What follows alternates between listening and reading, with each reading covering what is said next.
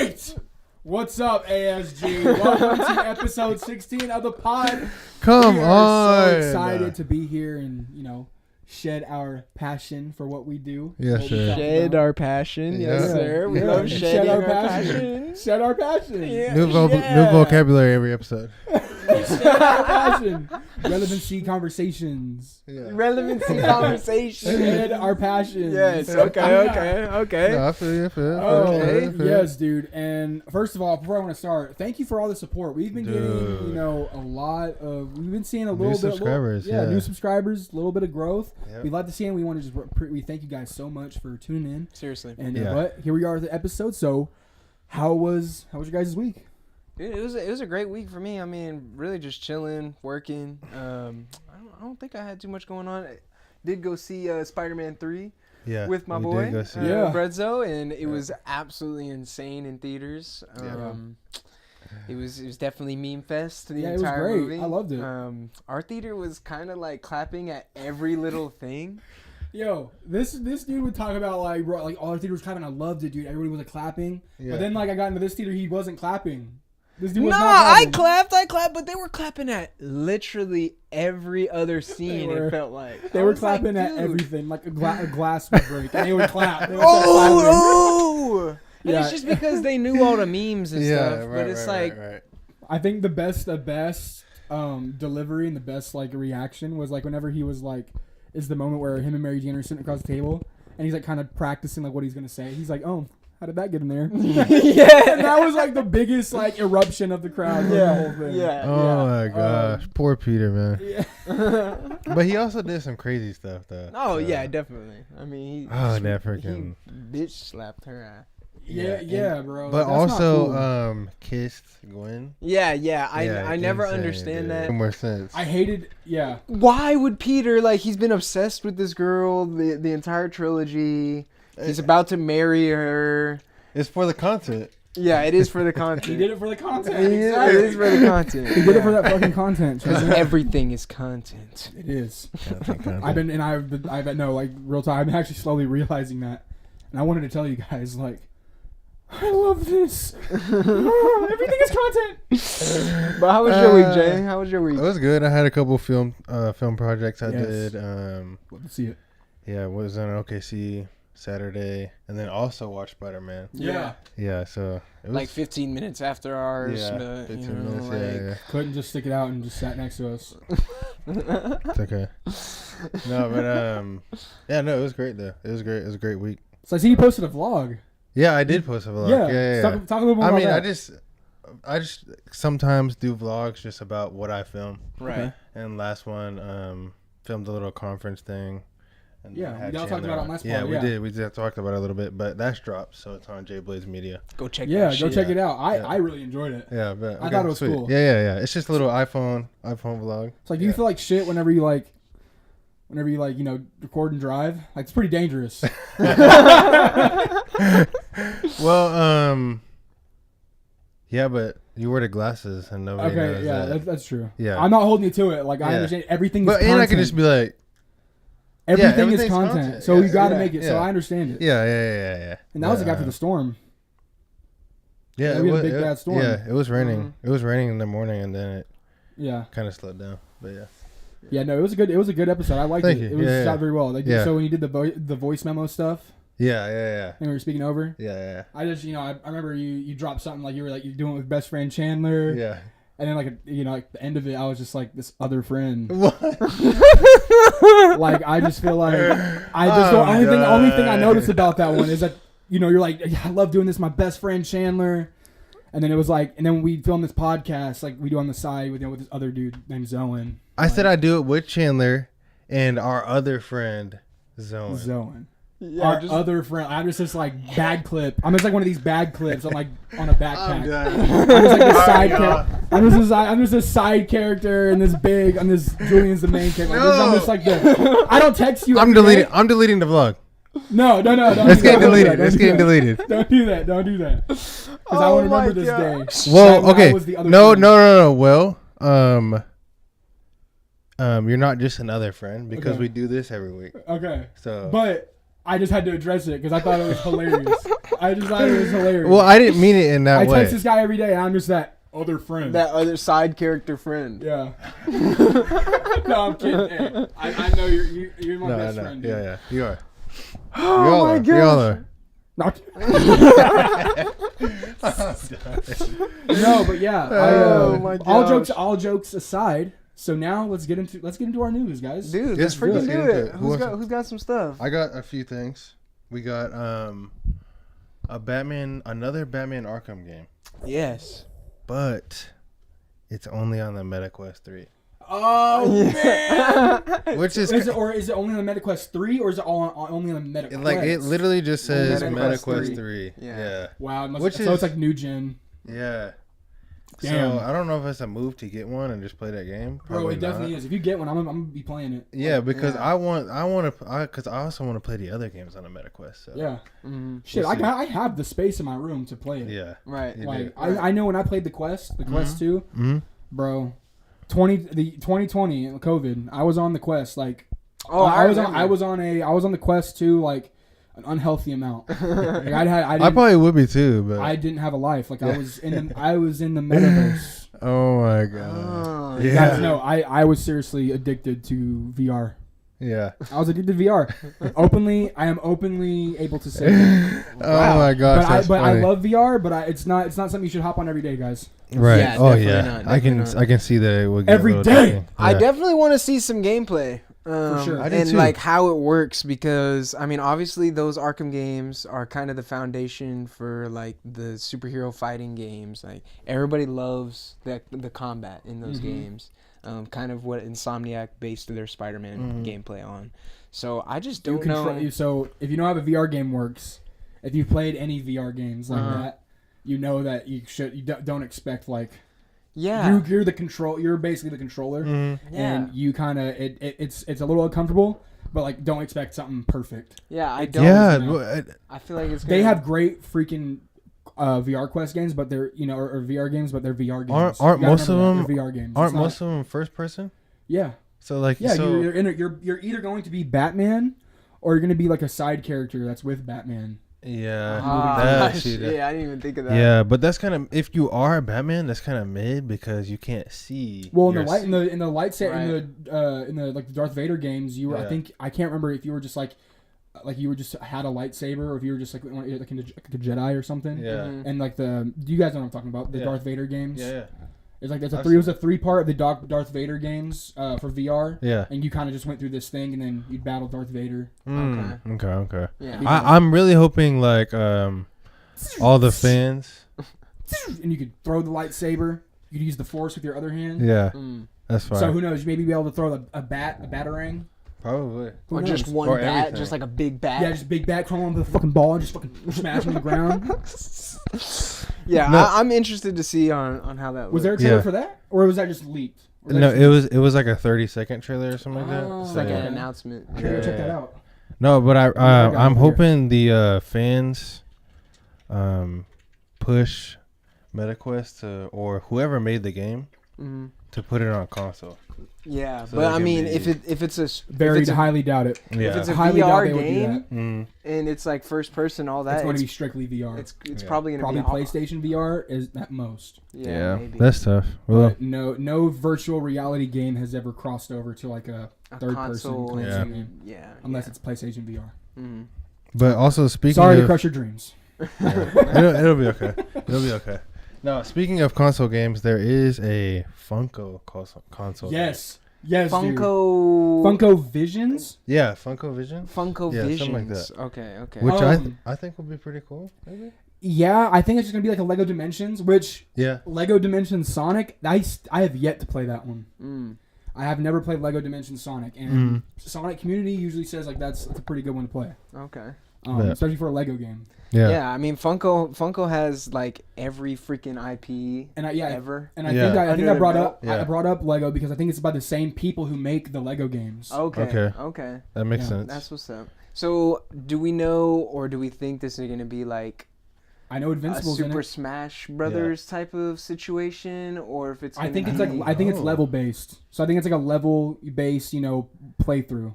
Okay. And you're in a like you can go to a universe as what character. Like if you're in the Jurassic Park world, you can go as any characters, and I think either characters have like different moves. I'm just saying, I'm hoping this is what it is. Yeah. Right. Like I'm hoping it's like you can do different things, but I think it's more like universe based. Like you're in different levels. Okay.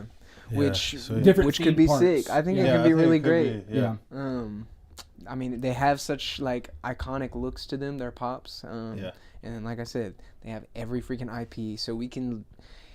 Hopefully, I hope there's like a battle mode where it's like a split screen battle mode or whatever, where it's like, oh, I can pull up as Batman and you can pull up as Chucky, dude, whatever. I think that'd be like such a cool. I saw game Chucky mode. in the trailer. Yeah. I feel like that'd just be such a cool game. I really mode. we need to watch that trailer. Actually, no, I think we do need to watch that trailer and just break down like all the characters that we've seen. Yeah, because I didn't really do like a good. Because I saw like Chucky, and I saw I think I saw Invincible. Yeah, no, I saw Invincible. Yeah. But yeah, I'm kind of just interested because I think it's all Warner Brothers characters right now. Oh. So I think right now it's Warner Brothers characters, but then I think they're slowly going to bring in bigger characters or bigger universes. Yeah, I had a feeling it might not be everybody that's in the Funko universe. Oh, is that what you were thinking at first, Chandler? Yeah, I was kind of thinking like, I mean, Funko has all these IPs under their belt, so they're making a game. Like, I think it probably costs a lot of money to even make a game like that. But so I think just having Warner Brothers first, then maybe getting other characters from. I swear I seen some Marvel Funko. Maybe it was Warner Brothers in another one, but I think it was Warner Brother. Okay. Yeah, I'm not sure. I mean, that makes sense because they made that one like Super Smash Brothers game.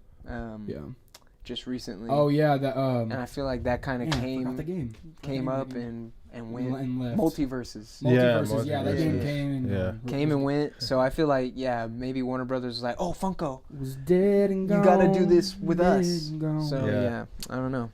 No, I don't know. Hopefully it's good though. I think it has potential to be something. ASG plays. That's an instant ASG. Oh plays. yeah, for sure. That's ASG. Because if it's like a 2 to 3 player game, we're dropping in definitely. 100%. In the Jurassic Park universe. Yeah, 100%. definitely. Yeah. Mm-hmm. Another. I got one more thing. Another big thing we got to talk about. Yes. So James Gunn recently posted on the feed. Literally hours before the recording of this pod. Of Superman in his new suit. Yes. What do we think about it? Zone, why don't you start? It sounded like you had an interesting opinion. So one thing that I do understand is like this is just quick photo shot. This isn't the perfect shot, and whatever I'm about to say is not final. I need a better look at it. But from what I saw, it looked pretty boxy, pretty leather heavy, wrinkly. I think picture is great. Yeah, picture looks good. Yeah, and then I think this actor that they picked up, I'm like, hasn't sold me yet. Especially if that's the picture we're going with, does not sell me. What's his name? Something Cornsweet. David Cornsweet. David Cornsweet. Yeah. Okay. Hasn't sold me yet. I feel that too. Yeah, just hasn't sold me yet. But I mean, it's a cool look. I think they're gonna go with something different. But I need to see him like standing up, filling out the suit. Yeah. Yes. Because he's kind of like bending over. Yeah. He doesn't look swole. He doesn't look big like Superman. Yeah. But I feel like that is just because he's bent over like that, and the suit is literally off him. And we've seen these suits where they have it there for reference and they have it there so that they can actually wear it, but then they enhance it with CGI or they change it with CGI. So maybe in the movie when he's bending over or doing whatever like this, we're not gonna see. They should have done that for the photo, dude. Wrinkly. I mean, it just looked boxy, but I mean, it definitely looked a little stiff. It looks stiff, That's a very particular like critique. I mean, and it's a set picture. Yeah, definitely. Yeah. We definitely need to see how it moves, filling it in. Yeah, how he looks really in it. But for me, it's really just looking at the building blocks of the suit because it definitely does look more like a classic Superman. I mean, he's got the trunks. He's got the boots. It's not just all blue and then the symbol like we've had for most versions, I feel like. Yep. And then of course his symbol is changed up this time and it's a more classic symbol. I don't know. I really like the suit, but yeah, I do want to see it. And I feel like that's such a cliche thing to do. Like, oh, this fucking suit sucks. This shit, what? Why does he have wrinkles in his suit? It feels like such a hater thing to do. I mean, no, because it is a worry. But it's valid critique, you know? It is. I mean... I had the same exact critiques. Yeah, like, it just felt boxy, but I mean, like, we could say that, but then, you know, let's not count it out. Just I'm not counting it out. I still enjoy the suit. I still think he can do it. Yeah. I still think he can be Superman. Yeah. He might not be as massive as Henry Cavill. And I feel like in the future we're gonna say, like, you know, we're gonna be saying great things take time. You know, we're gonna have to give this, you know, actor some time. Yeah. To really fill it in. We didn't love Tobey Maguire at first. Nobody loved Tobey Maguire when he was Spider-Man. Yeah. But then, you know, second movie they're like, okay, yeah, this is our guy. You know, so that you just take some time. Yeah, definitely. And with some CGI. Huh? Take some time with some CGI. Take some time with some CGI, because they can definitely take that stuff away. They can take those wrinkles away. Yeah, definitely. In CGI. Yeah, for sure. But I do want to talk about some other DC stuff I saw. We actually got a trailer for Crisis on Infinite Earths Part 3. They just released Part 2 earlier this year, and then I believe Part 1 was released towards the end of 2023. It might have been this year though, so you guys can correct me on that. But we got a look, and I feel like every couple of months I get a new, like, oh, this is Kevin Conroy's last performance as Batman. Right. But here we go. This is the last performance. They're using AI. They got to be using AI at this point. We're gonna have what's his name, Kevin Conroy and Mark Hamill back as Batman and Joker. Oh, wow! In Infinite Crisis on Infinite. So it's gonna be like they're gonna be like, you know. Yeah, they're gonna go to different multiverses and stuff like that, and we're gonna go see the animated universe. If we had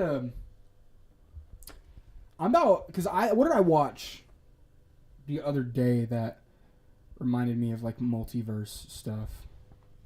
I watched something the other day. It was about multiverse stuff, and I'm just like. Dude, tired. I'm so tired of multiverse stuff. Yeah. Dude. Yeah. Like, and you know, I know we just talked about Funko Visions. That's going to be a multiverse. But I mean, that's I'm more talking about movies. Multiverse stuff. Yeah. It just feels like that, but movie wise, I mean, I don't know, but they've always been doing that stuff for a lot of stories for especially DC. Exactly. I mean, comic books have always delved into the multiverse and how. And I haven't even watched Crisis on Infinite Earth 1 or 2. Really? So I've seen Part 1 I haven't seen Part 2. Yeah. But we definitely should watch them both. That's dropped already? What? 1 and 2? No, Crisis 3. No. 3 isn't out yet. Okay. I was thinking of something else. I don't have the date on it, but it should be pretty soon. Because I seen Justice League. I seen DC just drop something on HBO Max. Like a new animated. Was it the Superman and Lois? No, it was like a Justice League. Or Superman. It was a Justice League thing. Super Friend or something. I don't know what it's called. No, it was a Justice League thing. Okay. I forgot. Oh, yeah, okay. But I didn't. I know what you were talking about though. Like it's like My Adventures with Superman. Yes, that's what it is. My Adventures with Superman. Huey's in it. Huey's the voice actor in it. The guy from The Boys, yeah. Oh, okay. Who's he play? You know? I think just. Side character? I don't even know. I just know he's in it. Yeah. Huh. Interesting. Okay. Staying animated. So obviously later on we are going to be talking about X-Men 97. Yeah. Hopefully you guys have seen it. We got a cameo. We got a crazy cameo from Spider-Man in X-Men 97. Yeah. Christopher Daniel Barnes, the voice actor for Spider-Man, he didn't return for the episode. Yeah. No speaking. But he was just asked if he would do a series similar to that, like Spider-Man 98. Yeah. He said, if they asked me, I wouldn't hesitate. Let's do it. And then he says,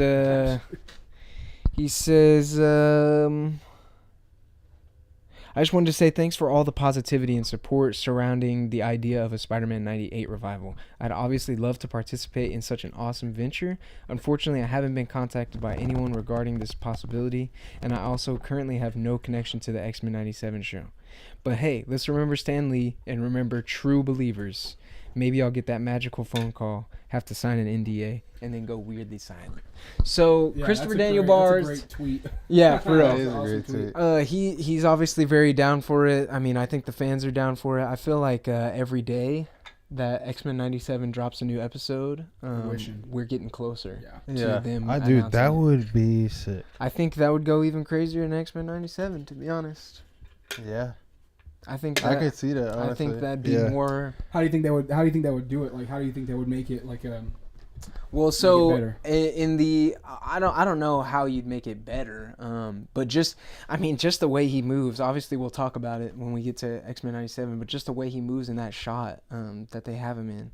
He does like 3 back handsprings. Dude, it's just so sick. It's like, I wish we could have been seeing him move like this back then. Yeah. So, and obviously in X-Men 97, they've let them kind of go harder on the violence and really beating ass. It really would be. Spider-Man was heavily censored at the time, so getting to see that version of Spider-Man kind of open up a little bit and get to do some more would be absolutely dude. Yeah, give the fans what they want, Marvel. Dude, that would be. Yeah, that would be. I think it would be an instant hit. Instant hit. I can feel that. We did have a nice little anniversary on Wednesday, which was May. No, that wasn't even May. What was last Wednesday? But wait. Shoot. Last Wednesday, let me check the calendar right quick. May 1st. Okay. May 1st, we had a pretty big anniversary. Shout out to the wife, because I know she was hyped on this. SpongeBob SquarePants turned 25 years old. Okay. Better than 24. 25. Hey, okay. He turned 25 years old on May 1st, so shout out to SpongeBob. Yeah, shout out to SpongeBob. Tom Kenny. We're waiting for you. We're waiting for you, dude. Okay. There was another anniversary that I wanted to mention. I sent it to you guys. Yes. You know, today. There was a tweet, I guess it was like 2009 when this tweet came out. It was like Sony Pictures is like tweeting this out saying that like this is going to be the date. Today was the date that Spider-Man 4 was supposed to release. If they would have continued it. Trilogy. Okay. Yeah, so it's just crazy how another thing I want to talk about is like whenever the ending of Spider-Man 3, I hated it. Cuz I was like, we definitely needed a Spider-Man 4 to like. I think so too.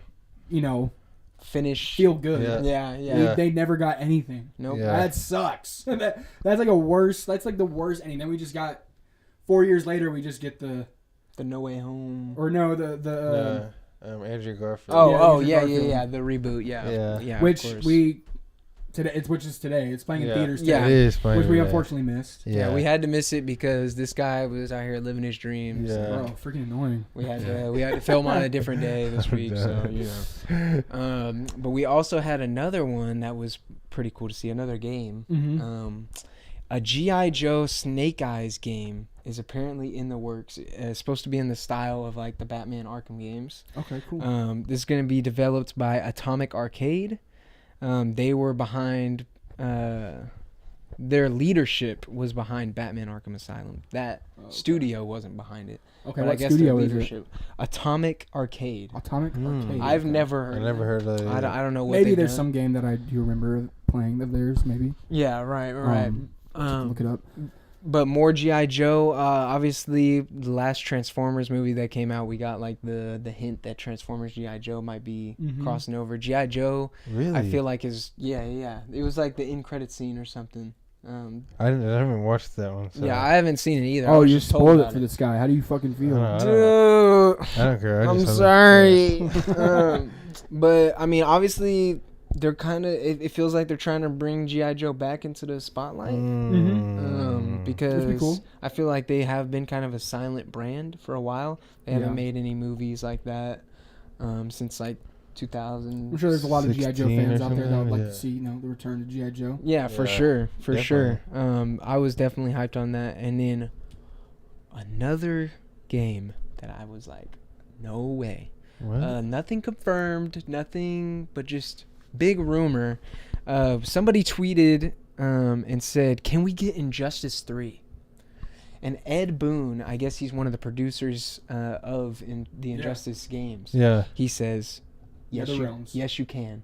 Wow. Okay. That's all he said was just "yes, you can" with a period. Wow. So we may be seeing an Injustice 3 game being announced soon, or being in the works soon. That's an ASG plays. That's an ASG plays because I'm about to beat y'all's ass. Nah, bro. Yes, sir. Dude, you know how good I am at Mortal Kombat? You don't want this. Like, I'll be just as good as in Injustice, dude.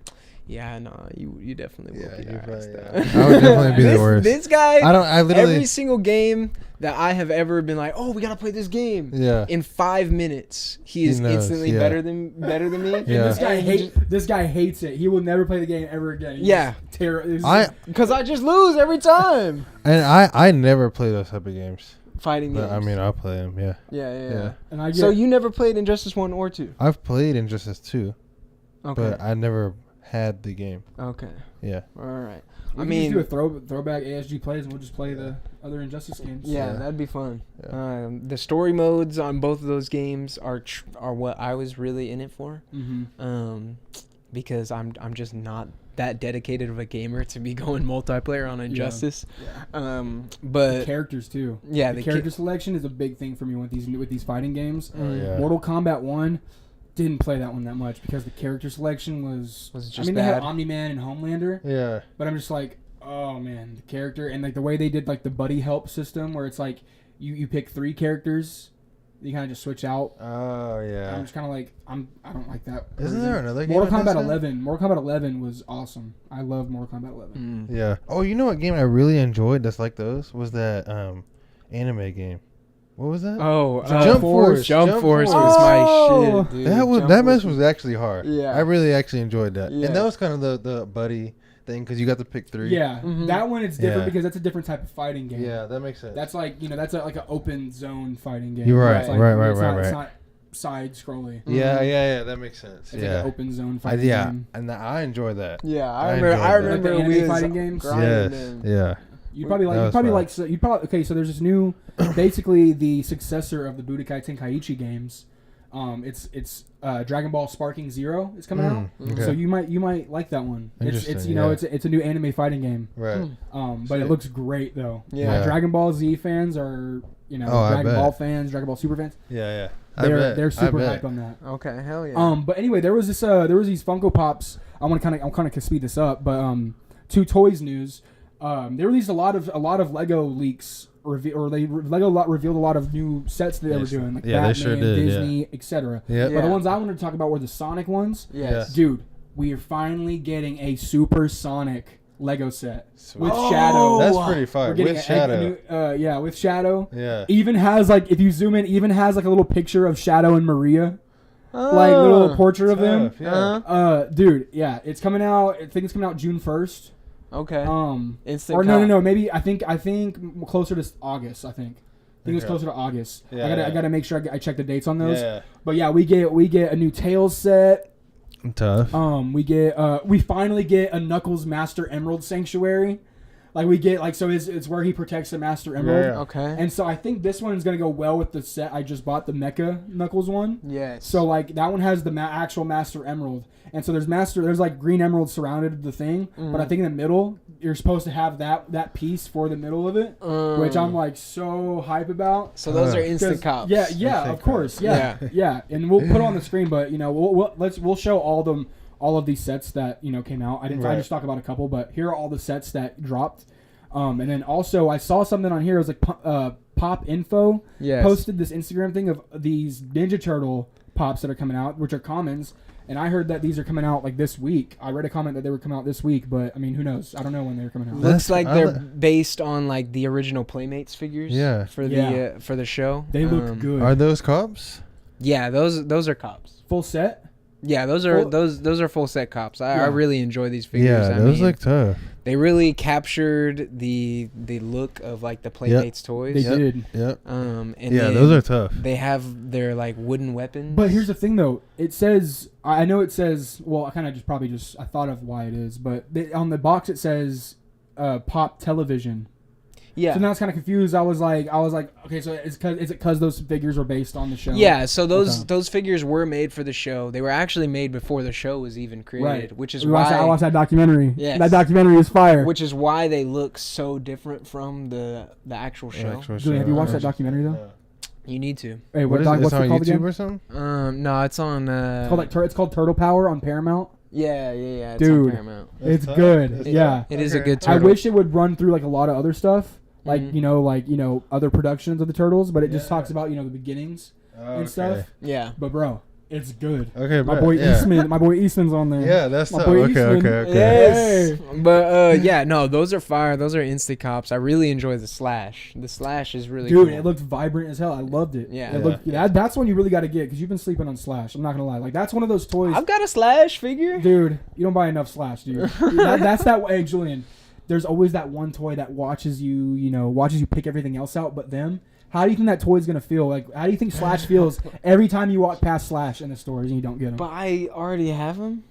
But so why would I get him? But you have a lot of Michelangelo, and you get a lot of Michelangelo. Yeah, that's facts. So, that's facts. But I'm going to dude, get this one. Okay. Because, you're making Slash. You're making Slash, like... And not only is it Slash, it's Slash and pre-mutation Slash. Yeah. Mm-hmm. So it's like one of those pops that comes with a smaller one. Yeah. So that's a definite cop. It comes with a baby one inside of it? Yes. Yeah, there's not too many of those. What? Yeah, oh my gosh, that's definitely... That's hard. Yeah, that's pretty tough. Yeah, there's not too many of those, so you gotta get that. That's absolutely tough. So yeah. That'll be an instant cop. I might have to be a pre-order. Dude, hey, I'm still waiting. And you didn't have a date on when these drop? So I think somebody in the comments said like this week, but I'm like, I don't think it's this week. When I get paid, I'll be dropping it. I'll be hunting. Hey, we gotta secure. Hey, whoa. Yeah, we gotta get those GalaxyCon tickets, dude. Yes, sir. We do. We gotta secure those. That's the first thing I'm buying Thursday. Yeah, facts. Like I'm, because we're about to, dude. It's about to be so good. We need to make cards. We need to hand out cards with all of our stuff on it with the channel name, everything. So anybody we interview, we just say, boop, there you go. Mm-hmm. Watch out for the video when it comes out. Right. Yeah. That's a good idea. But yeah, dude, I'm excited for that. Yeah, that's gonna be fire. Yeah, we'll talk more about it. Yeah, I think is that Yeah, I don't have nothing else for the news. I believe. Guys, so we recently got the special chance because in honor of Deadpool and Wolverine coming out, we're gonna watch all of the Hugh Jackman verse movies. Yep. Yes. Yep. So we recently watched X1 or X-Men 1 or X-Men. And X2. Yes. X2, yeah. So I think whoever we don't want to have to take too much time to just break everything down and have it. But we just give our opinions. Let's get our opinions on it. What we liked, what we disliked. For sure. We'll start with X-Men 1, obviously. Yeah. I mean, I just want to start off by saying that like I'm really hyped to do these rewatches because I haven't watched all of the X-Men movies. And a lot of the ones that I have watched, I haven't watched in a very long time. Oh, yeah. I came into X-Men 1, like, really... I remember watching X-Men 1 for, like, the first time, and I absolutely loved that movie. It was one of my favorite superhero movies as a kid. Yeah. Always on rewatch. And of course, yeah. Man, rewatching it today in 2024, what... Nothing. Go ahead. Yeah. What'd I say? No, you didn't say anything. Hey, what did I You didn't say anything. Calm down! Watching it today in 2024. Yeah. Or not today, but watching it in 2024 was just like, wow. This is a 2000 superhero movie for sure. I was calling it bullshit when I was a kid, though. Really? You hated it? Yeah, I hated it as a kid. You hated but I think it's because my cousins were giving it negative shit to say about it. They're like, this movie fucking sucks. So I was around them when they were critiquing it. So I was like, yeah, this movie does suck. Right. This movie does suck. You have fun. Dude, I think it's like just totally different after watching the X-Men animated series. Oh, yeah, definitely. Like, completely different. Yeah, for sure. Like, I'm like, dude. I don't know. It has some really strong. It does. Ideas and strong stuff. Like Yeah. I love the opening. Yeah. Where we're at this like Nazi camp, Yeah. and we have Magneto, and Yeah. we kind of see him like Yeah. getting torn away from his mom. I thought that was a cool way to open. Pretty dark. Yeah. Yeah. Cool dark way to open the Yep. open the movie. I did think that we were gonna like kind of sit in that a little bit more, or see more of Magneto's backstory, but we didn't really get any of Like that. Magneto was always looking like that crazy old man on drugs that you'd see in the woods. Like he was just looking like that 24/7. I loved it. Oh my gosh. I'm just fucking. Oh. He's just like that crazy old man you see, like, sniffing, blowing in the fucking woods. Yeah. He just totally. gives you that white stare. He's like, Does he? yes. I don't know. I don't think so. I honestly don't even know what the heck this guy is like talking about. Just this other friend over here. Just yeah. like other friending. Julian. Like shut the hell up. You just started, No, a new, he you just said started it. a new inside joke. Julian. How do you feel? He said it. No, I didn't Just say this it. fucking man. other friend over He here. said it in real life though. Yes. That was just content. Oh, shit, you're right. Yeah. You're right. Oh, so content, but everything is content. Yeah, you're right. That's right. So everything is real life, and everything is content, and everything is real life. Oh yeah, you did What get you me gonna there. do when you need some content? What did you guys think about the castings for Professor X and for Magneto? Obviously, we have I think they're the Patrick greatest. Stewart, Professor X, and Ian Yeah. McKellen as Magneto. I think it's so funny because, like, I think at the time, I know the director was like, saying how he didn't like the X-Men. I've got some more trivia coming up, but yeah, Bryan Singer, the director for the first two, then nothing else. I'm pretty sure. Yeah. Which we'll get into more next week when we talk about Last Stand. But the first two he directs, and originally he didn't want to direct X-Men. He was not in for it. Oh, brother. It was like, of course, this big studio gives this guy who does not give a shit about this. yeah, IP he was like, this is they were doing that shit back in the day. stupid, childish. Yeah. Like, that's exactly what he thought. And then he watched the animated series. Yeah. And he really loved, like, the political battle of X-Men and Human, which is a big course. part of X-Men. And I love that. I love that, too. Yeah.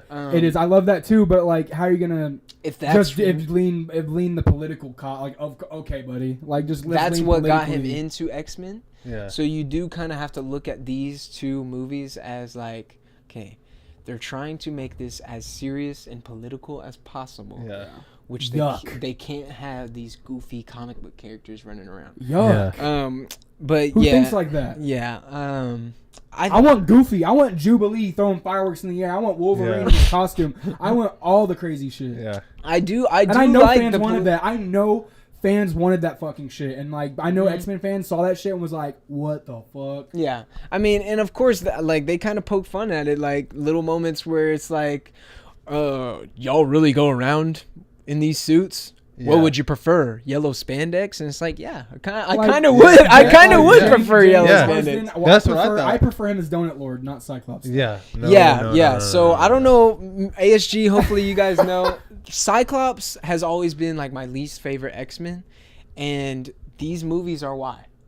Right. These movies are why. I can definitely see that. Hey, now. what'd you guys think about the when Wolverine's like talking to Jean? Yeah. And, like, she's like about to read his mind, and then Cyclops comes in, and he's like Jean, and then he's like Jean and Wolverine are talking, and he's like, "You afraid he's like, you don't want me talking to your girl? Or is this the part where you tell me to stop talking to your girl? Yes, And yes. and then he's like, oh, if I had to do that, she's not my girl. And then he goes to walk out of the room, turns, Yeah. hey, stay away from my girl. Yeah, buddy, like, what the fuck? Like, okay, dude. So, Like, yeah. I was sometimes I sit there and I'm like, what is this dialogue, dude? Yeah, Yeah, the no, dialogue there is was really bad. I do. Where is it? I did want to point out because I've also said that Storm is one of my favorite characters in X-Men. And these movies It wasn't. are. It wasn't my Toad. gosh. Wait, it wasn't Yes. Toad. Toad wasn't your favorite guy. No. That was an X. No, that was an X1. That was an What? X1. The No, that was an X1. Yeah. I was gonna say that was an X2, but it's not. Nah, Storm is one of my favorite X-Men, and these movies are why. But I didn't realize as a kid how much Halle Berry as Storm is given nothing to do. Yeah. She is just kind of standing around. She has 2 moments where she gets to use her storm powers, and they are some of my favorite moments in the movie. Yeah. But really, her only line is the worst fucking line I've ever heard in my life. Well, I forgot. When Toad is fighting her, and she says, "Do you know what happens when a toad gets struck by lightning?" Same thing that happens to everything else. and then proceeds to like go off. I'm surprised you remembered that. That's pretty impressive. I had to write it down because it's just like, what the hell does that even mean? Yeah, I love whenever. So I hated Toad so much after he like sticks his tongue out and he's like. Yes. Yeah. No, I'm like, Bryan Singer, you wanted to be so different and not have anything goofy, but you the little dance he did before he like attacks Gene. Is that what you're talking about? Yes. I'm gonna get you. Type like what the hell? What are you doing? What are we doing right now? Yeah, I don't get it. And another funny part in those scenes is when in those scenes Mystique had like taken over as Wolverine and they were fighting. Yeah. And Wolverine goes back with Cyclops and I think it was Jean, and they're like looking at him because they don't know if it's actually him yet. Yeah. And he's like, "It's me, me." Yeah. And Cyclops is like, "Prove it." And he's like, "You're a dick." Yeah. And then Cyclops was like, "Okay." And then like, just walk away. Yeah. Just corny ass dialogue. Yeah, so when they was getting to that part, I was kind of like, man, this movie just feels so rushed. Right. It's just like the plot just got rushed. Yeah.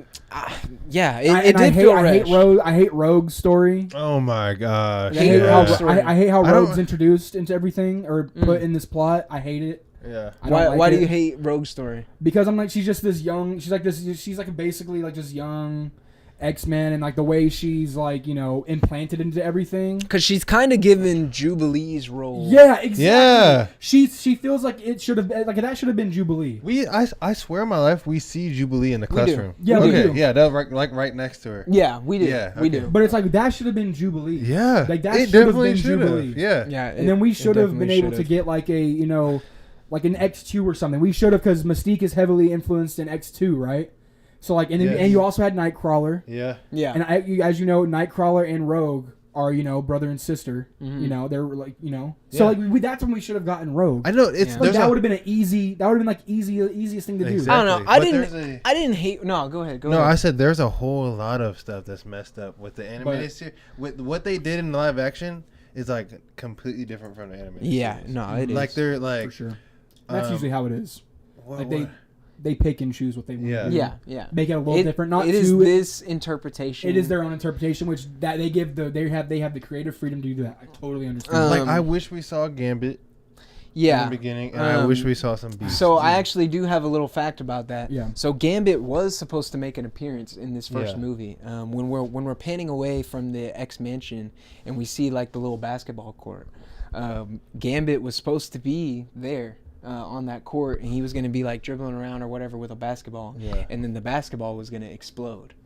But Bryan Singer decided not to do that because he thought people would say, "What's going on with that basketball?" Oh my gosh.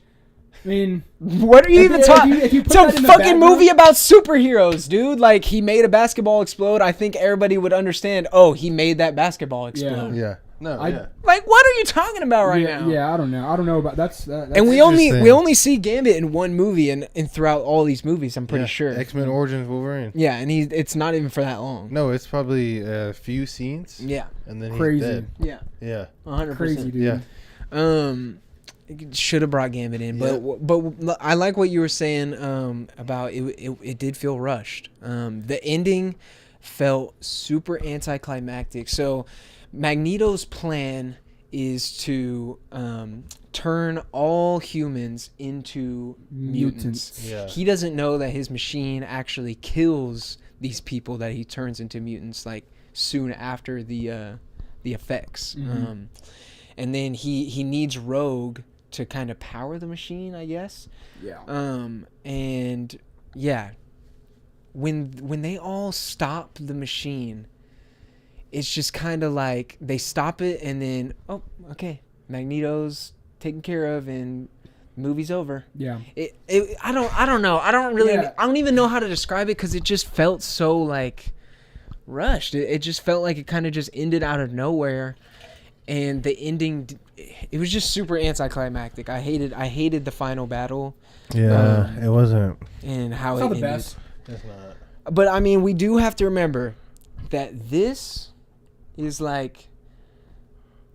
I mean, this was before Sam Raimi's It's easy to talk Spider-Man. about it 24 years later. Yeah. This is before Sam Raimi's Spider-Man. This is, like, obviously Sam Raimi's Spider-Man, the first Spider-Man has a big role in the superhero movies that we get today. Yeah. But so does these X-Men films, and this X-Men film in particular. Talking about the box office. So Spider-Man could run. Yeah, definitely, 100%. But the budget for this movie was $75 million.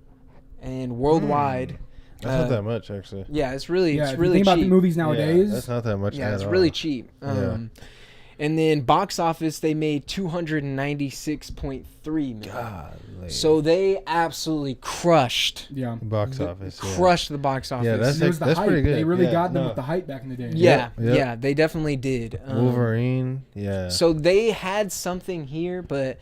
Yeah, we don't really get to have any time with any characters. I think that also makes it feel super rushed. Yeah. Like, really, the only people that I feel like we develop in the first movie is Logan, Rogue, and maybe a little Professor X. Yeah. Everybody else is pretty static, doesn't really have much to do or say unless it's like a little quippy joke or corny line. Yeah. And that's about it. Yeah, you're right. We also don't really spend a lot of time with the villains, I feel like. Yeah, and in that moment whenever they're like this big Magneto hideout, I just feel like that was pretty. And let's talk about Sabretooth. Sabretooth looked goofy as hell. Really? Bushy ass. Well, I mean, he's the closest version to the animated series. True, but I just think that had to be a very uncomfortable costume to wear. Yeah, it definitely was. It definitely was. I didn't think he looked. I think he looked great. Yeah. I don't know. It just looks too rough. It just looks too rough. I didn't like the acting or anything like that, but like the suit hold on. You keep talking. I gotta find that shit. Sabretooth and Wolverine have like history. Yeah, they do. But they don't elaborate. In which again we're talking in circles where it's like. That it's just because that's their own inclination of the character of the whole X-Men. Yeah, but they change it later on to where they do exactly. know. So we'll get. I can't wait till we get to that because we get to see like a different, version, and we get to see, But what I did want to bring up about Sabretooth that just was super weirding me out, and maybe this is just 2000s movie syndrome, but like every time he is fighting Storm, he goes to choke her, and every single time he says, "Scream for me." He asked Storm to scream for him. I don't remember that. Multiple times throughout this film. And every time I'm just like, what in the hell are we talking about right now? Do you guys not remember this? Am I the only one that I remember it once. I remember it in the movie once, but if he says that twice, he says that at least 3 times. 3? Yes, he says that at least 3 times. And the last one, he's like right by her ear, and he's like, "You're gonna scream for me." Oh, he's like, my God. Like, I'm like, dude, what is this rapey ass Sabretooth movie? Yeah, it was Sabretooth. Bro, Sabretooth? Like, what is this rapey ass dialogue that we're writing? Don't let him get his claws on you. Man. I think he's going to tell you to scream. He might have been my least favorite character in there. In that movie. Yeah. I just hate how dumb he is. Yeah. Mm-hmm. I just hate dumb I also hate the dumb villain characters. I hate the random no. Yeah. I'm like, what do you guys think about? I'm Sabretooth. What do you guys think about Wolverine and Jean's relationship? Because obviously we've seen in the animated show, we've seen everywhere else, like he obviously likes Jean. Yeah. But I feel like he was way more pushy. In this movie. Yeah. It's like because they don't really show any background. He just says, "Oh, this hot doctor." Yeah, like she's obviously taken, and he's like pushing forward. But I feel but usually they have like history. Like they have history. They had no history in this movie, but yet he was still like pushing hard, even though he was trying to take Cyclops. I think Jean was kind of likes him too. No, yeah, Jean definitely likes him too. For sure, she's not tied. Like she's tied, but she's like not tied. Yeah. Like, Like she gonna. Yeah. You know. Yeah. Right. Like, come on, bro. Yeah. Come on, Gene.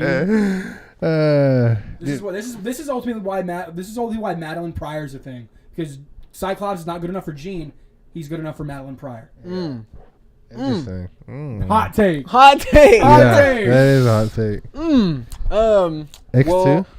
Well, before we get into X2, whoa. No. Before we get into X2, I do have just a couple of trivia things that I do want to bring up because I had some cool facts. Yeah. So, Rebecca Romijn, hopefully I'm saying your name right. The actress that played Mystique in this movie. Obviously, this is before the change. We get, is it not? It's not Jennifer Aniston. Jennifer Lawrence. We obviously get her later on, but Rebecca Romijn. Her makeup consisted of 110 custom designed prosthetics, which covered 60% of her body and took 9 hours to apply. What did I say about Sabretooth's thing? I take back what I said about Mystique's character design. Yeah. That looked like it was biatch. That's the worst. But one of the funny things about it, so her last day on set, she brought in a bottle of tequila, which she gave to her fellow cast and crew. They all drank it, whatever. Yeah. And that day she was filming the Wolverine and Mystique fight. Yeah. And she actually threw up blue covered vomit all over Hugh Jackman during filming this scene. That is wild. Yeah. What? All over Hugh Jackman. I'm sure that's a huge inside. I wonder if Hugh Jackman and her still like talk, because that's rough to come back from. Yeah. I would love it if they still talked, but hey, if they don't, that's got to be the worst. Yeah. You got to feel so bad. Yeah, but man, just 9 hours of prosthetics. And then what? Probably. How did she throw up blue? Well, yeah. Dude, I don't even know.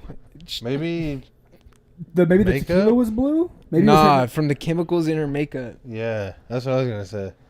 I don't know. So like her, like, you think her body like just absorbed like the blue? Yeah, I guess. The blue. She had blue 40 all up in her. Yo, dude, I guess. Dude, she was blue 40 woman. She was blue 40 dude, woman. No, dude. And she puked blue 40 on Hugh Jackman. That is insane. Another shitty little fact about Hugh Jackman for this movie. Oh no. So he actually got his testicles caught in his harness after a 6-foot jump off the Statue of Liberty set.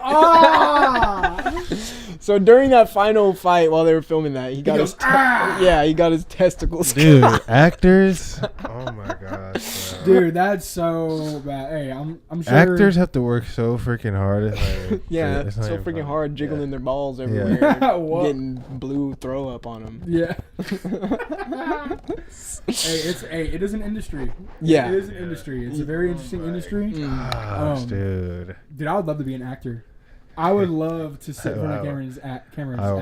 Yeah. I don't know if I'd be able to do it. I would. Because if it gets like, oh, it's time to cry, I don't think I could just cry. Dude, cry like that. I could get that. I could get intense. I believe in I can see you doing it. Yeah, I definitely could. Dude, I would love to do that. Yeah. But also, I have no background in any acting. Right. So I don't want to come in and just like, I want to come into the game and really just like shit on everybody else, because like I got no background. Everybody's been doing this shit their whole life, and I just come in and just shit on everybody. Yeah. Like, let me be the new Wolverine. Yeah. Mm-hmm. Dude, imagine, we should do a video where we go on like Wolverine's diet. Okay. What if we went on Wolverine's diet? I thought about that with like Batman too. Yeah, what if we went on Batman's diet? That would be a crazy one. That'd be tough. What if I had like a huge transformation? Dude. What if I like just do it? Right? Yeah. But that's too much. We were talking about Beast and Gambit and all these people that should have been in it. So originally, Beast was going to be in the movie, but he was cut out to be saved for the sequels, and a lot of his character was kind of incorporated to Jean. She's kind of the doctor and all this. Well, yeah, that's right.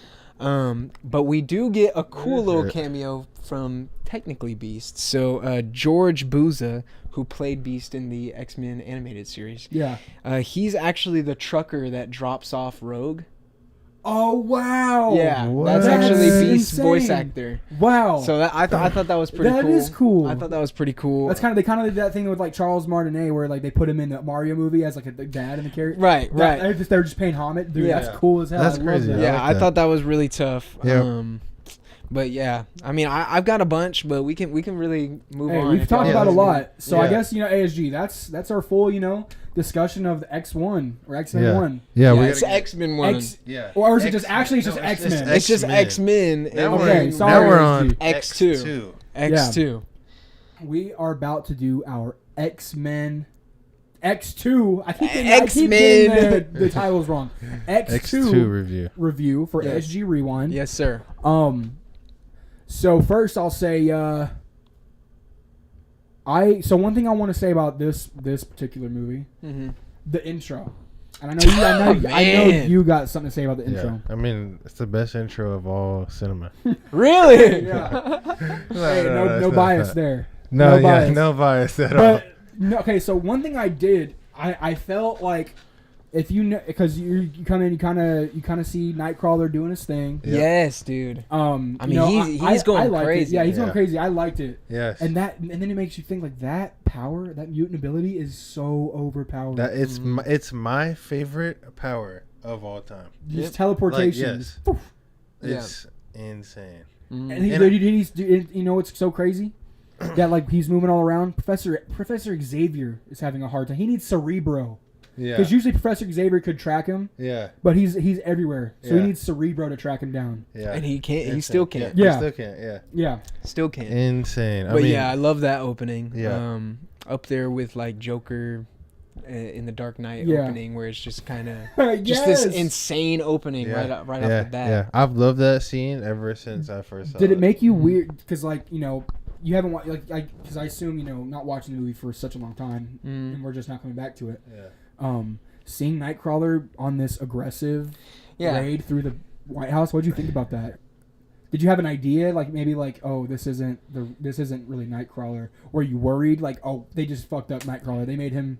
That's what I thought at first, but then he describes it more. Yeah. And like in the middle of the movie. Yeah. Right. So then I was kind of like, okay, yeah. You kind of figure out what the plot is. Yeah. I figured out what the plot is very early. Mm-hmm. And that's what kind of brings this movie down for me. Mm-hmm. But anyway, Chandler, how'd you like that? I mean, dude, I loved it. Obviously, I'm pretty sure this is one of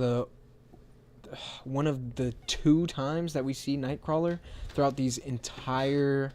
Yeah, I think we see him 3. Do we? Yeah. Okay. I know we don't see him much. Mm-hmm. I know we don't see him much, but man, that opening scene just makes me think, dude, why don't we have these cool ass characters more in the movies? But it was a great scene. It was a great scene. Like I always say, Nightcrawler is the most slept on character of all time. Yes. I swear he is. I Yeah, might be wrong. Some people think he's the worst written character, though. Like, a lot of people think he's the worst written character. Really? Yeah. Why? I think he's great. Who says that? He's great. I've seen people saying he's the worst written character. Kind of like how they do they're like, oh, Gambit, he's just like nothing character. He's written poorly. Yeah. I mean, I guess. But it's just one of those. I don't know. I don't know if that's an unpopular opinion or that's just opinions I've seen mostly online. But I think Nightcrawler's great. Yeah. I think Nightcrawler's awesome. Exactly. Yeah. And you were talking about the plot. So the main plot of this one is not Trask, but it's Stryker. Yes, the other guy. Stryker is basically trying to kidnap Professor X and Cerebro, and have him find all mutants and kill them all. Yeah, because they found out about Cerebro through Magneto. Yep. Yes. Because the way he's able to get that information is that getting on his plot is that he has his truth serum. Yeah. He just drips on the back of their neck. No. That's what he used on Nightcrawler. It's like this mind control type of stuff. Yeah, but that's how he got the info from Magneto. Yeah. With the mind control stuff, and that's how he's able to get his process going. Yeah. So I thought that was pretty interesting. I never. So I get tapping into the spinal thing goes to your brain, but I'm just like, why not just do a simple truth serum or something?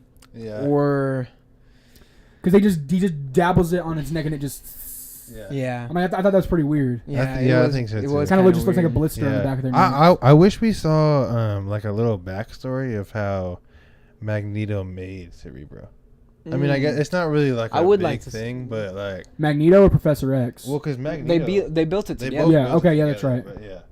But I mean, I think so Magneto and Professor X. I see that. The backstory on that. Okay. Yeah. So I thought that would. I think that would be pretty cool. But Dude, I mean, what did you? Too bad that's not in there. Yeah. What did you guys think about Professor X? I've never seen this ability from him where he just like Black Beetles everybody and everybody's everybody's standing still doing the Black Beetle challenge. Yeah, they're just like.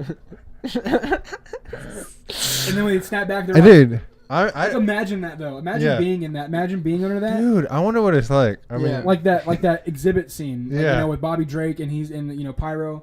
They're sitting there, but like the guy, he blasts the guy's jacket. With, like, Pyro's ice. Fucking with some guy. Yeah, Pyro's just fucking with some guy. Like and that's the thing. Like, no, I thought Pyro wouldn't give the guy a light.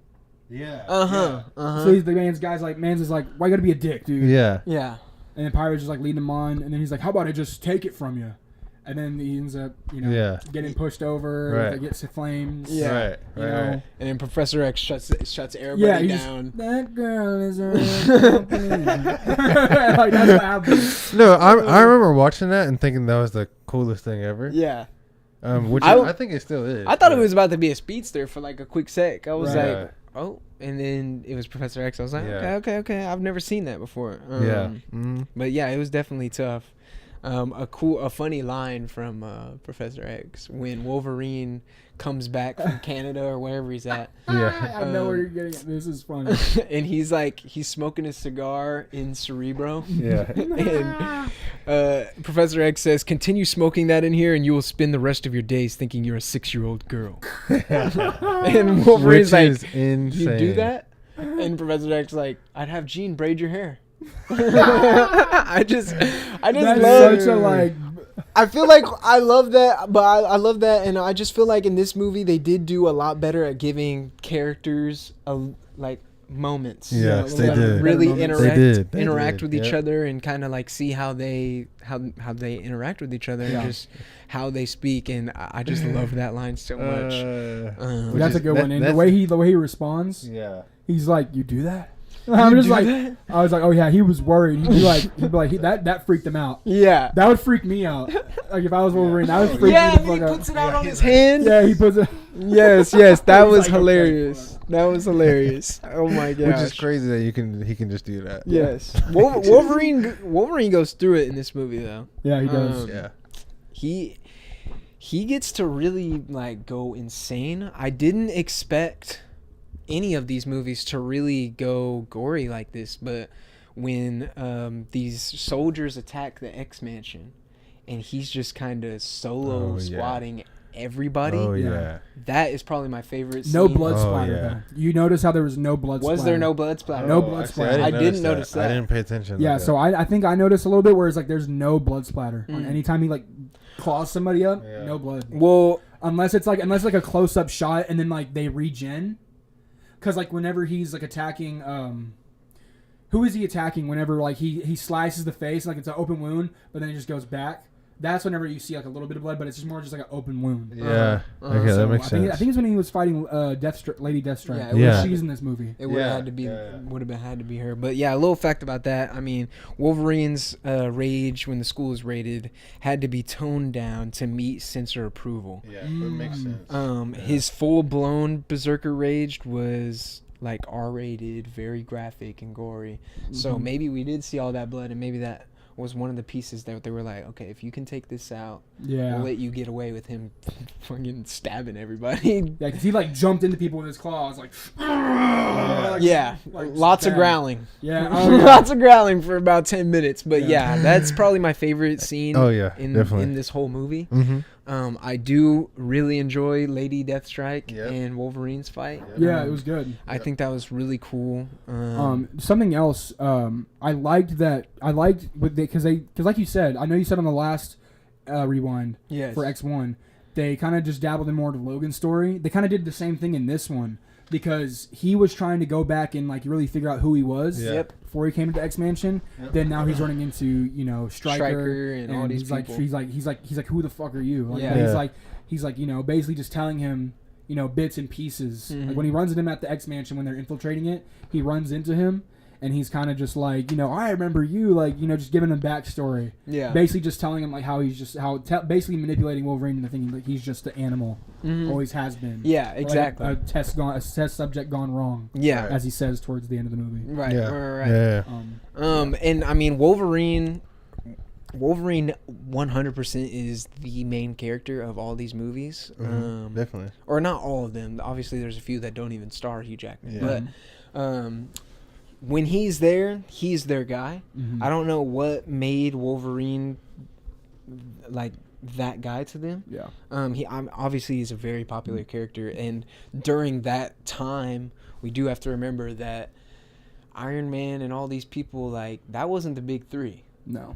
Marvel's big three was Hulk, Wolverine, and Spider-Man. Yeah. So yeah, Wolverine definitely gets even more time to shine in this. But I still feel like we got better moments with everybody. Storm still is kind of given absolute nothing to do. Yeah, I mean the scene with her, and Jean going to get Nightcrawler.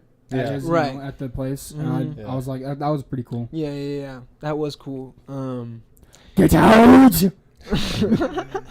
Yeah. Get out! Yeah, that was so funny and weird. I was just like, what the hell? Yeah. But I like that I didn't think they were going to let Nightcrawler talk about his faith or anything like that, and they did. Yeah. Which I enjoyed. Yeah. I hope next time we see Nightcrawler, because I don't think it's for a few movies. Yeah. Hopefully he's still on that, and hopefully we get to see some more of that. Yeah, which Nightcrawler was played by Alan Cummings, who played Loki in Son of the Mask, which if you've seen that movie, shout out to you. But I have not seen that movie. That is one of the movies of all time. One of the movies of all time. It is one of the movies of all time. So if you haven't seen Son of the Mask, please go see it for me. Just do me that favor. And then let me know how you think he did as Loki compared to Nightcrawler. Just do it for me. But talking box office with X2. Yeah. So they upped the budget for this one. Obviously, the first one made tons of money. Yeah. So they backed up the money truck for this one. $110 million budget. And worldwide box office was $407.7 million. Oh my god! So almost Double. $500 million. Yeah. I mean, just ramping it up. Ramping it up. And is that current? No, that's when it came out. Okay. Box office. Yeah. I mean, look at it. Look at it as a broad aspect. Like, at that time, superhero movies were cashing in. Mm-hmm. This is why they were able to make so many X-Men. Mm-hmm. Yeah. But as you see with X-Men X-Men of today, the hype's died down. Yeah. Nobody cares. It's just because the studios that owned it were just doing a terrible job of trying to ride with these characters and just doing a piss poor. Dude. I can't wait to get into those. Keeping the same energy. They have definitely mishandled X-Men. I can't. Are we watching X-Men Apocalypse? We're watching them all. Okay, we're watching them all. Okay. Even New Mutants. Even Stranger Things New Mutants kids. Okay. Which I've seen. I forgot I've seen for before. X-Men Apocalypse. Really? Yeah, that's a rough watch.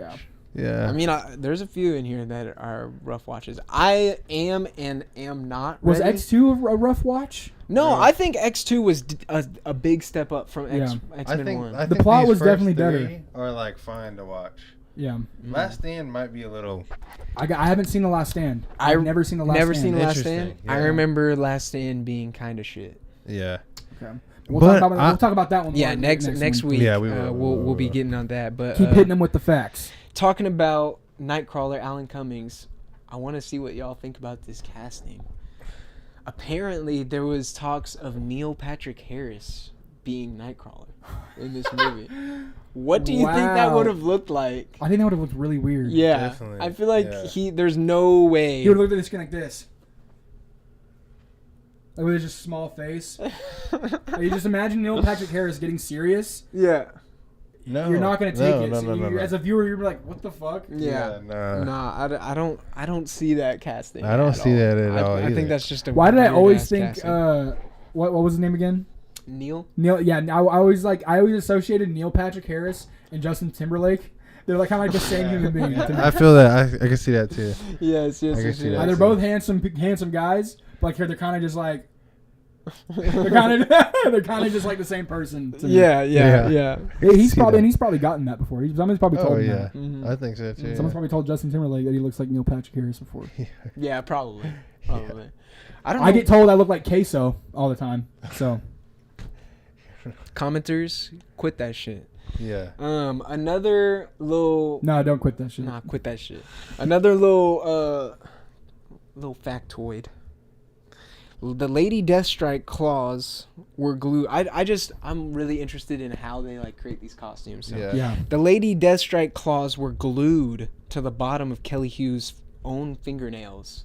She had to grow them out so that the claws would fit securely. I'm surprised like one of her nails didn't fall off. Yeah. Oh my gosh. I can't even think about that. That like really ripping off the nail, just like off the fucking thumb, like off like the fingers, just nail off, like meat.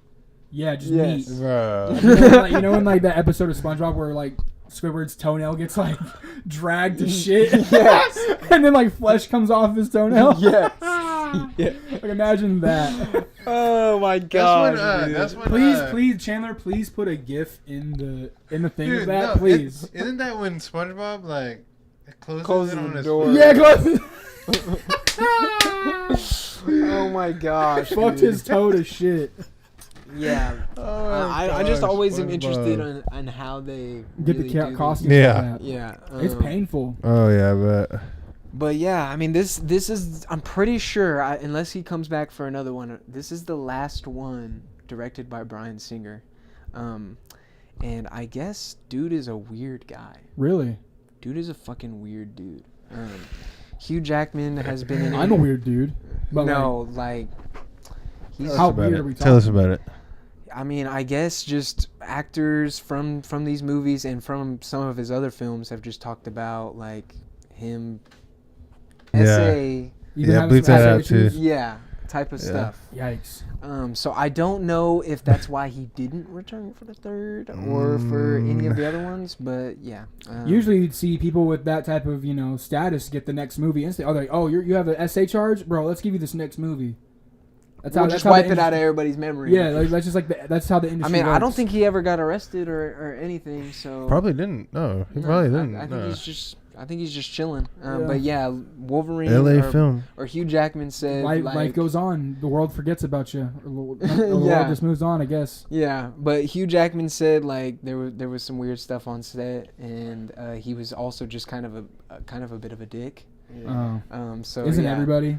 Bit of a man. Bit of a. So yeah, fuck like you. This guy's Bryan a dick Singer. for calling me another friend. Yeah, like this other friend over here. I just gosh. You know what? Yeah, okay, so we planned that out. Me and Chandler, we planned that. I could tell. Yeah, we're because I was telling Chandler about it. I was like, Julian just called me that other friend on the thing. So I was like, he's like, me and Chandler were like, dude, we have to bring that up. We have to talk about it. I'm calling everybody buddies from now on. Buddies. Yeah, I was with my buddy yesterday. Yes, buddies, yeah. These side characters that I usually just run around with. I just fuck around with these other guys that just, they work low wage jobs. They just fucking, I got my own business and shit. Oh my gosh, dude. But yeah, X2. I mean, I don't. So I will say something like this. Did you like this one's plot better than the first one? You had to have. Yeah. I mean, because I think it was definitely a better constructed. Yeah. Because I was intrigued at the end. I was like, oh yeah, let's see what's about to happen. Yep. Yeah. Yep. Because it was kind of one of those things. I felt like a trope for the X-Men is those last minute save the day moments. Yeah. Well, that's just superhero movie. Yeah, I guess so. But like usually you have like the big build up, the fight, like the final. But you mean like literally everybody's about to die, and then they hop in. Yeah. Like everything's going shit, and then boom, X-Men come in. Yeah. Thing. Yep. I feel like that's the big trope for the X-Men. Yeah. So I love seeing that again.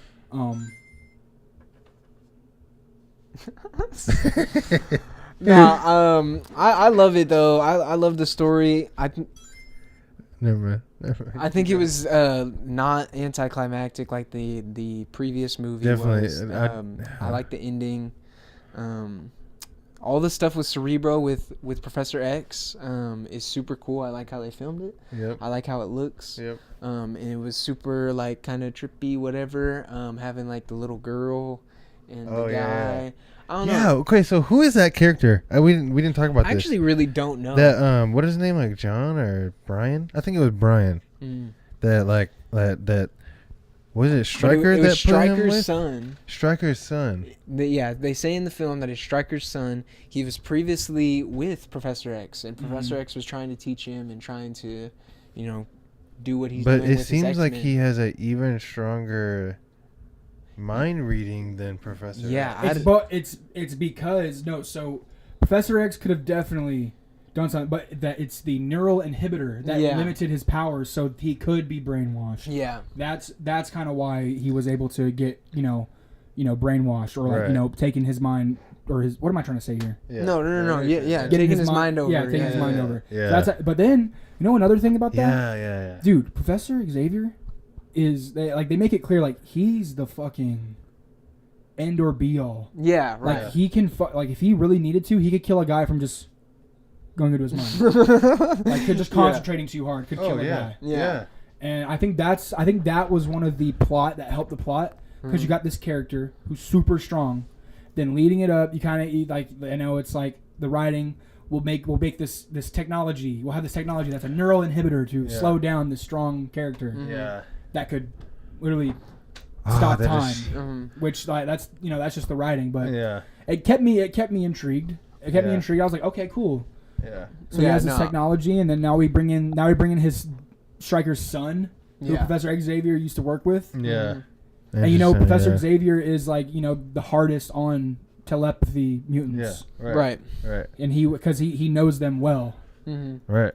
Yeah. And he knows how dangerous they are. Yeah. So exactly. That and things go wrong all the time. But I love that. That kept me intrigued with the movie. So yeah. No, I think X2 was a huge step.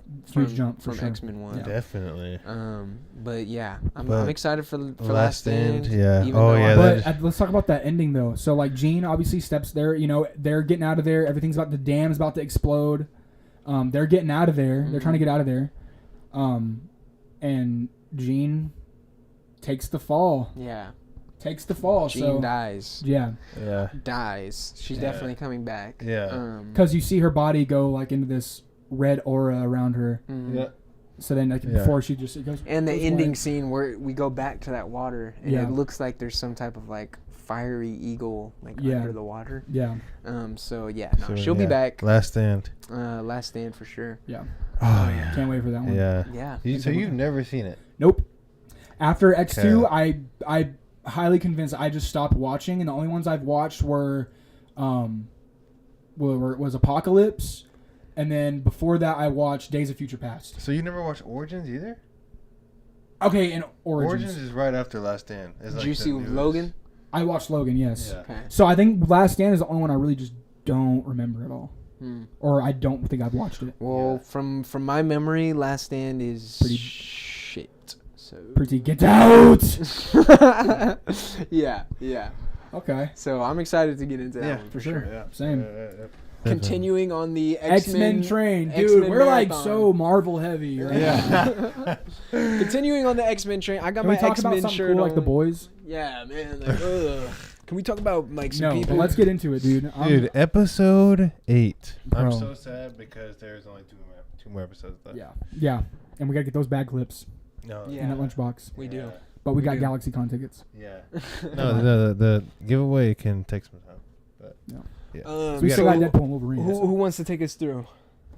I'll take us through. Yeah, just take us I'll through. slide in with you because I got some notes, but I don't have And I know me and Tusi Viz talked about for the stuff that's newer, we like to go through it and break it all the stuff down. Right. But for ASG Rewinds, we just like to just shoot the shit about the movie, how we liked it because it's been out forever. Yeah, you've seen this movie. You've seen this movie. Yeah, exactly. So, but for new stuff, we like to break it down and talk about it. So I think Chandler is going to be our guy to take us through it. Yeah. So Chandler, go for it. Okay, so we're talking to ghosts. So we start out. Cable is like target practicing. I don't remember what he's shooting at. I think he's shooting at some bottles or something. Yeah.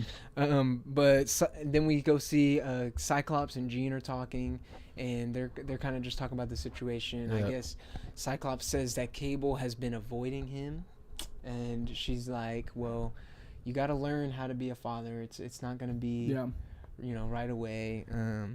And then they all go down to the server room or whatever that is, the Hank's like office or whatever the hell, and they're all talking about Bastion. Yep. And Cable kind of comes up with a plan, and they set out to go find.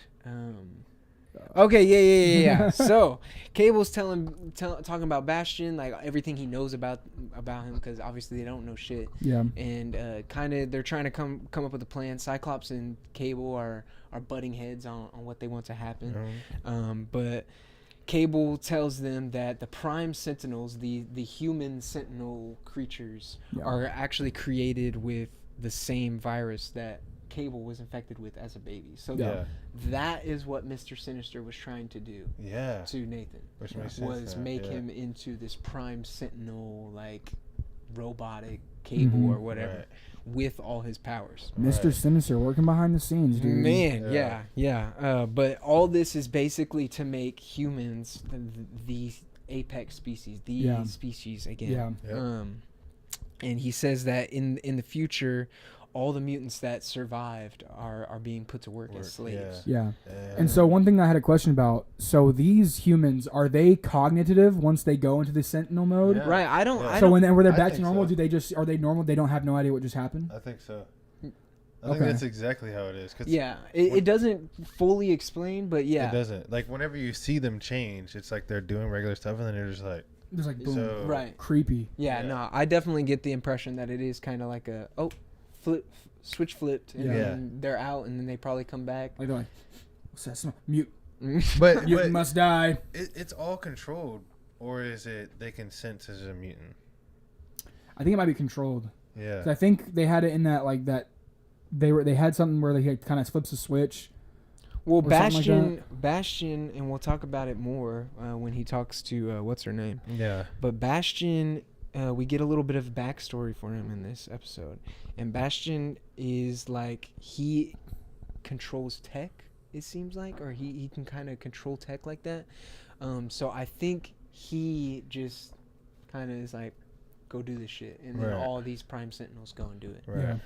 But yeah, getting back into what was going on. So they're all talking about these Sentinels. And Wolverine says, why the heck didn't you stop Genosha?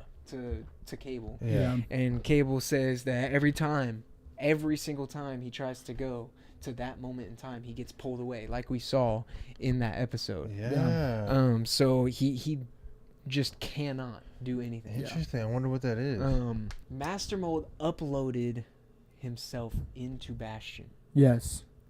And that's why he's able to control all the Sentinels, and that's what Cable tells them. Yeah. So where did Nimrod come into play? So was it in Nimrod? So it went like Master Mold, Nimrod, Sebastian. Okay. Yeah. Essentially. Yeah. And then Cable seems pretty hot-headed. Cyclops and him are butting heads, and Cyclops is just like trying to make sure that Cable doesn't just run in with no plan. Yeah. And he says, "Few centuries late on the overprotective dad bit."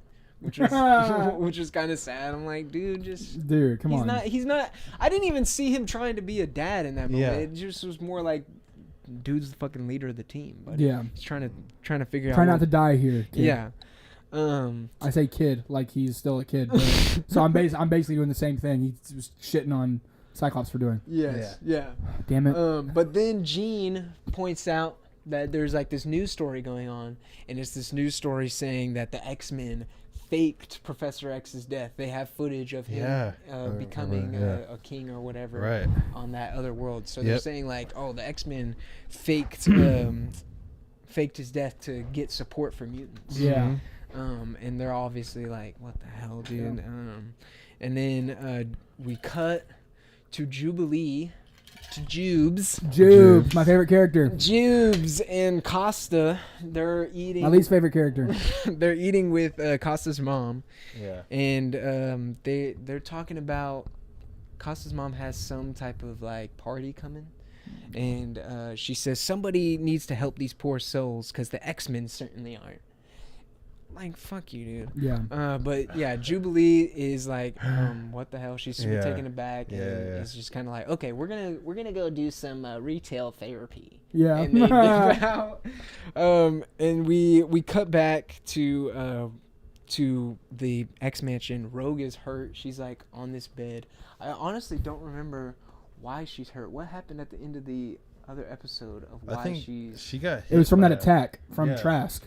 Right. Yeah. Right. By one of the Sentinels. Yes. Yeah.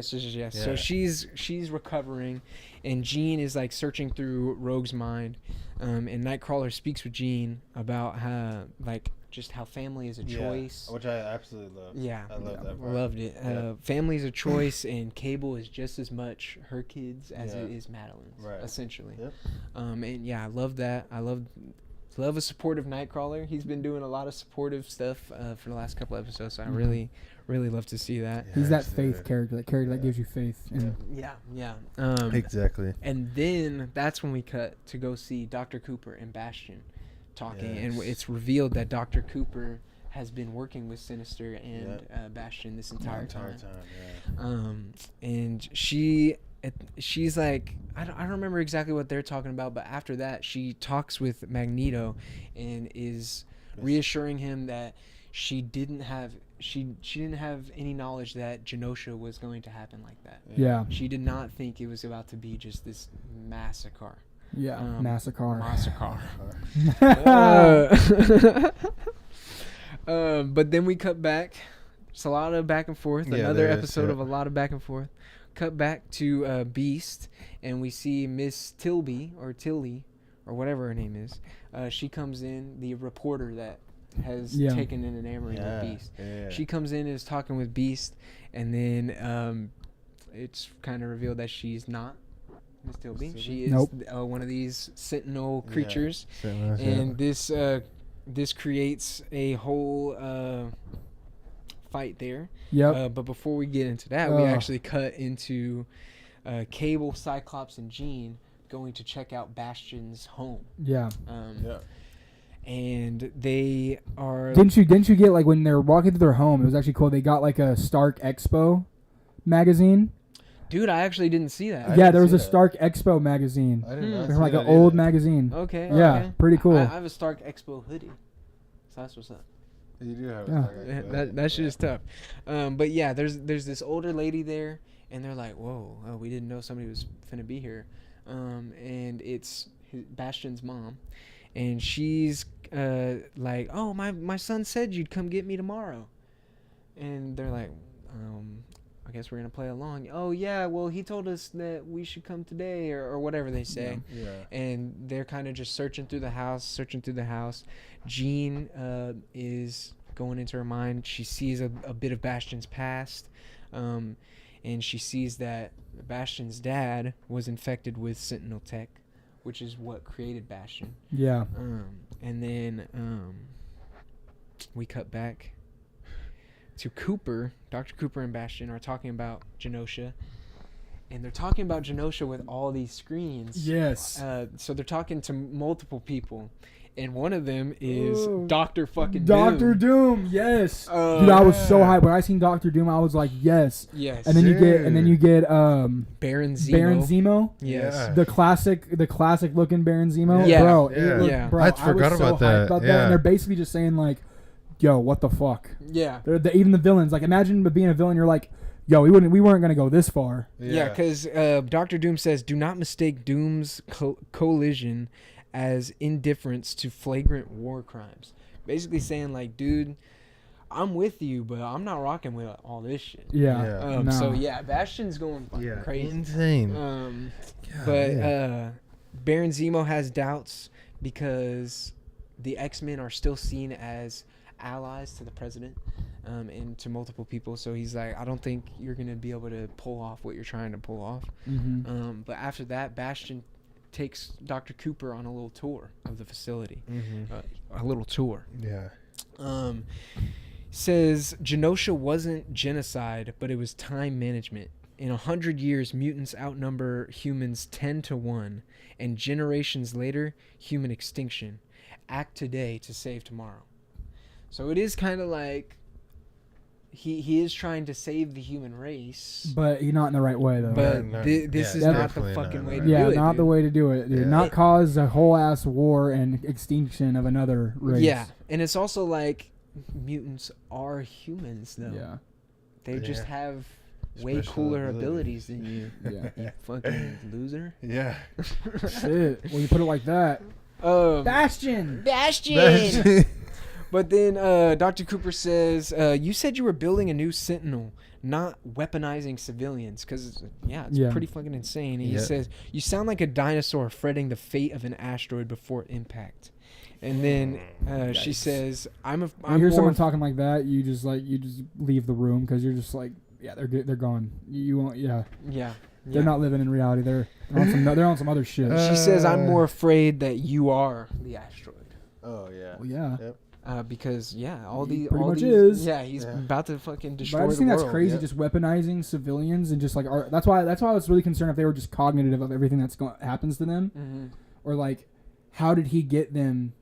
Yeah, they never explained that. How did he get these civilians to do this? Well, it seems like because at first you see them dump this guy in a tank. Some of them, it seems like they they volunteered. Like they're like, right. Oh, we hate mutants, and they're kind of volunteered for it.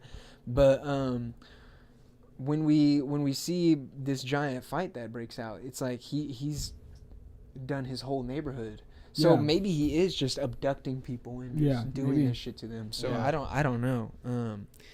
But it seems like it's voluntary and he just kind of steals people. Yeah. But after that, we go back to Jean, Cyclops, and all them with Bastion's mom, and she is one of the Sentinel humans too. Crazy. Which I'm like, dude, this guy did this. Another SpongeBob reference. It made me think of like the old lady who's like literally the tongue. The ice cream lady. Who's like, the tongue. She's like, all right, honey. Then it turns into this big ass villain out of nowhere. Yes. I don't know why. I just had to reference that SpongeBob moment. But that, I'm just like, dude, you really did this to your mom? He did it to everyone. Hey. But after that reveal, we go back to Jube and Costa's retail therapy session. Yep. Yeah, they're in the mall. We're going to do some retail therapy. Costa's butler, or whatever he is revealed to be a damn Sentinel human too. Fuck. And then, after that, it is kind of just like, everybody's. We cut back. We're cutting back and forth to everybody. Because it's just multiple fights. Yeah. So we have the fight at the X Mansion going on with Wolverine and the gang. Which is the best one. Wolverine and Nightcrawler. Yes. Bro, when they're trying to defend Rogue, dude, that shit was amazing. I think this might be one of like my favorite scenes in the whole show. Mm-hmm. We get Wolverine and Nightcrawler protecting Rogue and fighting all these Sentinel bots in the X Mansion, which was just so freaking tough, dude. I know you love that part. Yeah, that part was epic. Because just because we get to see Wolverine and Nightcrawler fight together, right? Nightcrawler has his classic swords. Yep. And what does he say? Because Wolverine says like somebody asked Wolverine like why he's doing this. No, yeah. So I have the quote here. One of the people says, "Why resist the inevitable?" And then Wolverine goes to say, "Lady, I've got 6 reasons why." Yeah. And then Nightcrawler comes in and says, "No, my friend, 9." Yeah. Which is hard. Yeah. And then mic drop moment. I mean, like we said, it's kind of just a fight barrage. We got fights going on here. Yep. I love Cyclops, Jean, and Cable's fight with everybody. Yeah. There was a little bit of a corny line though when they're like zooming away. They're in this car. They're zooming away from all the Sentinels, but they're also still fighting. In his Porsche. And Cyclops says, "Let's show these toasters why you don't screw with the Summers." Toasters. I'm just like, buddy. Ouch. What in the hell are you talking about? That's the Cyclops I could have lived without that. Yeah, that's the Cyclops I know. This is why I do not like this. What he should have said. What he should have said was, "How about a blast from the past?" Why should he have said that? Because he's from the past, or he's from the future. Well, but it was. Never mind. But we have all these people fighting, and we cut to and we see that Dr. Cooper actually let Magneto go free. Bro, what? So I know you want to talk about it.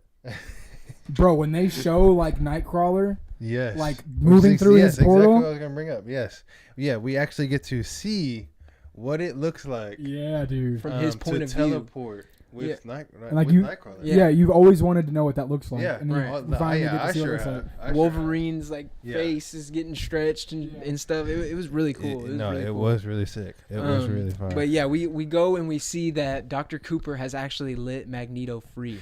And Mr. Sinister and what's his name, Bastion are obviously pretty pissed about this. And Magneto goes up into the air. Yeah, on some Superman stuff. And he starts sending these magnetic waves through everything, and he's shutting down all these like Sentinel humans. But it kind of almost seemed like he shut down everything in the world. Really? I didn't pick up on that. I thought it was just the Sentinel. Like because I swear they showed like I feel like it was too like a world view after, and it was like everything was black. Okay. But maybe I swear I don't know. I'm probably tripping. Yeah. But yeah, he shuts down the Sentinels. I don't know if this kills them. I'm not sure. Or if it's just kind of like a temporary shutdown. I'm hoping it's just like a shutdown, so we don't have to see. He would have done. Magneto just committed a war crime. Yeah. He was, but this is where we get. Yeah. This is where we get some pretty cool cameos. Obviously, this is where we get the Spider-Man cameo, which was so freaking tough. Yeah. He's just seeing the waves and everything, and his spider senses were tingling. Yes, his animation is just so tough. It does look so good. Make Spider-Man 98. Dude, make it. But then we also see Silver Samurai. Yep. And Omega Red. Yep. And he's freeing Omega Red. Yeah, he was being let free. So we see Omega Red in these next couple of episodes. Yeah, for sure. But then we go back to the mansion. They're reacting to all these Sentinels being shut down. And they're like, "Oh, Magneto actually did it. What? Saved our hides? Declared war. Where's the professor when you need him?" Says Wolverine. And then boom. Professor comes in, crash lands in the X Mansion, and so crazy. He's just like, "I hope I'm not too late. To me, my X-Men," and that's the ending of the episode. Yeah, such a fucking tough episode, dude. Crazy good show. Yeah. First thing I thought whenever Professor X lands, his suit kind of looks like what's that called? From Aquaman. Black Manta, yeah. It looks like that. I mean, obviously that's totally different. Yeah, that's the first thing I thought of. But no, yeah. So it's the same, and I loved it because it's the same like suit that he got sent off with. Right. Yeah, it is. It's the same suit that Lilandra was in when she came in to visit Earth. Yeah. In the animated series. Okay. Yeah. I mean, I think things are really about to ramp up now that Professor X is there. This guy was right. He knew that it was going to be... Yeah, he predicted that we'd be seeing Professor X next episode. But it was at the last second. I'm hoping we get some...